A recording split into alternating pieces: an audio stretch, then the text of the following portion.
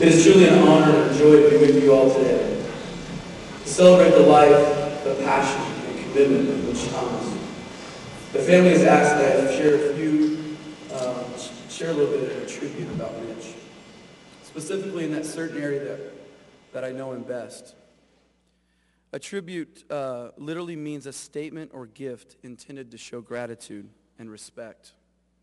I think that definition is perfectly fitting because, as we know, a memorial service is really not for the person who has passed away. We know Mitch is in glory with Jesus, so this memorial service today is really for us that remain. So with that in mind, this tribute is my gift to the Thomas family and to all of you who have known and loved Mitch. My tribute is a gift to you of gratitude to Jesus for having the privilege to do life alongside of such a wonderful man of God. I have known and loved Mitch for over the last 14 years of his amazing life. We have been connected in many ways: coach and player, pastor and student, Jedi and Padawan, friends and deep loving brothers in Christ. I stand here before you and I testify to the immense impact and support that Mitch has had in my life. I can honestly say that I am the youth pastor, the man of God, and friend that I am today in great measure because of Mitch's influence in my life. And I know I am definitely not alone. From the moment I met Mitch as a freshman in high school, I knew he was different. He was definitely different. He stood out. From his crazy plaid pants and his knitted cardigan sweaters to those red Converse shoes to his eclectic collection of crazy hats and the knives. Oh, those knives.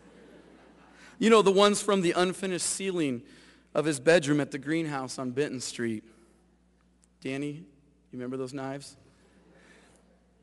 He was different. He was different in that really cool way. That way that draws you in. It makes you want to get to know this guy better. It makes it easy to like him. Makes you comfortable in his presence. Well, except for the knives. That makes him contagious to love. As his youth pastor, I watched Mitch realize how he could use those God-given differences to draw people to himself and ultimately to Christ.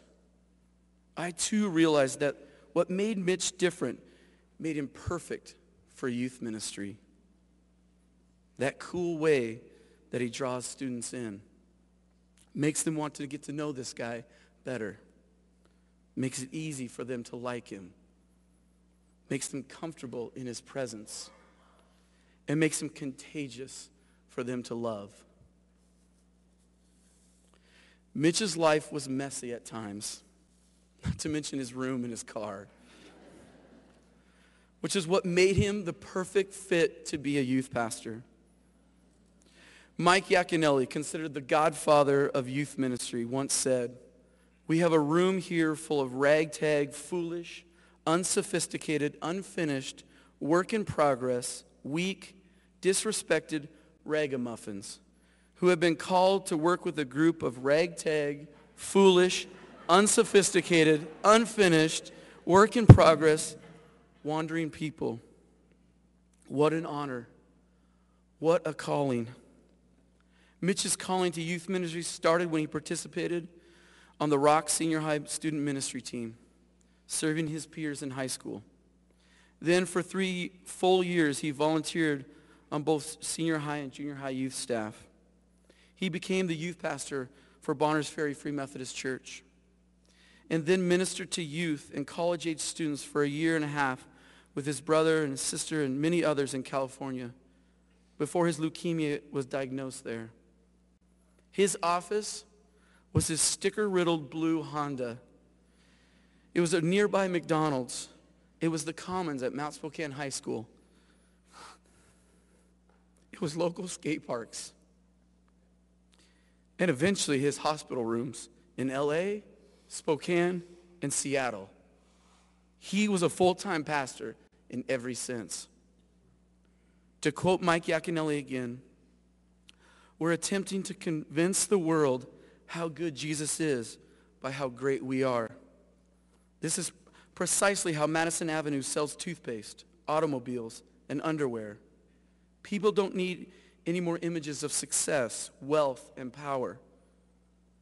They're surrounded already. What they need are their sins forgiven. What they need is healing. What they need is love. Mitch loved people deeply, deeply for Christ. I know we all here because we knew Mitch in different capacities, whether son, a brother, grandson, an uncle, cousin, and friend. Is my final gift to the family, to Chelsea, to us all in this tribute. I would ask that everyone here today whose life has been impacted by Mitch in his specific role as youth pastor to please stand.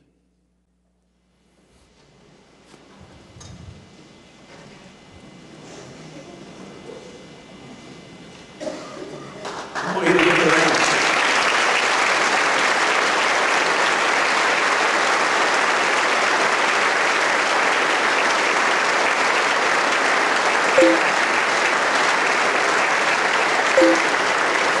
Please stay standing. This is just a fraction. This is just a fraction of the lives that your son, your brother, your husband, our friend has impacted as a minister of Jesus Christ. May God receive all the glory. You may be seated.